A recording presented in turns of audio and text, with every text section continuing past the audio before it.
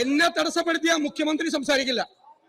എന്നെ തടസ്സപ്പെടുത്തിയ മുഖ്യമന്ത്രിയോട് സംസാരിക്കില്ല. മുഖ്യമന്ത്രി തടസ്സപ്പെടുത്തിയ ഇത് കണ്ടു കഴിഞ്ഞാൽ ചങ്ക് പറഞ്ഞു പോവില്ലേ? ഒരു ചെറുപ്പക്കാരനെ പോലീസ് സ്റ്റേഷനിലിട്ട് 4-5 പേര് ക്രൂരമായി മർദ്ദിച്ചു. വിഷ്വലിൽ കാണുന്നത് മാത്രമല്ലല്ലോ, കാണാത്ത സ്ഥലത്ത് കൊണ്ടുപോയി ക്രൂരമായി മർദ്ദിച്ചു. ഒരു കുഞ്ഞിനെയല്ലേ നിങ്ങൾ, വല്ലോന്റെ മക്കളല്ലേ, എന്നിട്ട് അതിനെ വന്ന് ന്യായീകരിക്കുകയാണ് നിങ്ങൾ. ഒരു നാണവുമില്ല. നിങ്ങളുടെ LC സെക്രട്ടറിയുടെ കരണക്കുറ്റിക്കിട്ടല്ലേ പോലീസ് അടിച്ച് കൂസിനെ വെള്ളം എടുത്ത് കുടിക്കാൻ ഒരു ദളിത് സ്ത്രീയോട് പറഞ്ഞ നാണം കെട്ട പോലീസാണ് നിങ്ങളുടെ. അന്തിക്കാട് പോർട്ടില് കരിക്ക് ചുരുട്ടിയിട്ട് ഇടിച്ചത് ഇവൻ ആരാണ്? Action hero Biju. സിനിമയിൽ കാണുന്നത് പോലെ ചെറിയൻകീഴിൽ പെപ്പർ സ്പ്രേ. നിങ്ങൾ എന്നു മുതലാണ് കരിക്കും പെപ്പർ സ്പ്രേയും പോലീസിന്റെ ആയുധമാക്കി അംഗീകരിച്ചത്?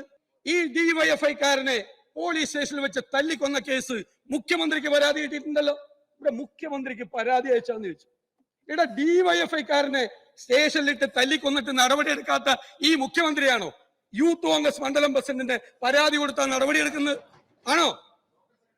നിങ്ങളുടെ ഇന്റലിജൻസ് സംവിധാനം നിങ്ങളെ ഇതൊന്നും അറിയിക്കുന്നില്ലെങ്കിൽ ആ ഇന്റലിജൻസ് സംവിധാനം പിരിച്ചുവിടത്. അല്ലെങ്കിൽ നിങ്ങൾ ഇത് അറിഞ്ഞുകൊണ്ടാണ് നിങ്ങൾ നടപടിയെടുക്കാതിരിക്കുന്നതെങ്കിൽ ബഹുമാനപ്പെട്ട മുഖ്യമന്ത്രി, ഞാൻ അങ്ങയോട് പറയുന്നു, അങ്ങ് ആഭ്യന്തര വകുപ്പിന്റെ ചുമതല ഒഴിഞ്ഞു പോകണം. ഇത് സ്റ്റാലിന്റെ രക്ഷയല്ല ബഹുമാനപ്പെട്ട മുഖ്യമന്ത്രി, ഇത് ജനാധിപത്യ കേരളമാണ്. നിങ്ങൾ സ്റ്റാലിൻ ചമയാൻ ശ്രമിച്ചാൽ ഞങ്ങൾ അതിനെ ചോദ്യം ചെയ്യും. നിങ്ങളുടെ കീഴിലുള്ള പോലീസ് മനുഷ്യ മനസാക്ഷിയെ ഞെട്ടിക്കുന്ന തരത്തിലുള്ള ക്രൂരമായ വൃത്തികേടുകൾ ചെയ്യുമ്പോൾ നിങ്ങൾ എന്റെ മൗനം പാലിച്ചു. നിങ്ങൾ ഈ പോലീസിൽ രാഷ്ട്രീയം കുത്തിക്കയറ്റി പഴയ കാലത്ത് സെൽ ഭരണം ഉണ്ടായതിന്റെ ഓർമ്മകളിലേക്ക് നിങ്ങൾ കേരളത്തെ കൊണ്ടുപോവുകയാണ്. ഞങ്ങൾ വീണ്ടും വീണ്ടും ആവർത്തിക്കുന്നു, ഇപ്പോൾ പുറത്തു വന്ന കേസുകളിൽ ഉത്തരവാദികളായ ആളുകളെ അവരെ സർവീസിൽ വെച്ചുകൊണ്ടിരിക്കരുത്. അവരെ സർവീസിൽ നിന്ന് പുറത്താക്കുന്നത് വരെ സാർ ഞങ്ങൾ ഈ സമരം തുടരും. അവരെ സംരക്ഷിക്കാനാണ് നിങ്ങളുടെ ഭാവം എങ്കിൽ ഞങ്ങൾ ഈ നിയമസഭയുടെ ഈ ഹാളിന്റെ കവാടത്തിന് മുന്നിൽ ഞങ്ങളുടെ 2 MLA-മാർ ശ്രീ സനീഷ് കുമാറും ശ്രീ അഷറഫും അനിശ്ചിതകാല സത്യാഗ്രഹം ഇന്നു മുതൽ ആരംഭിക്കുക.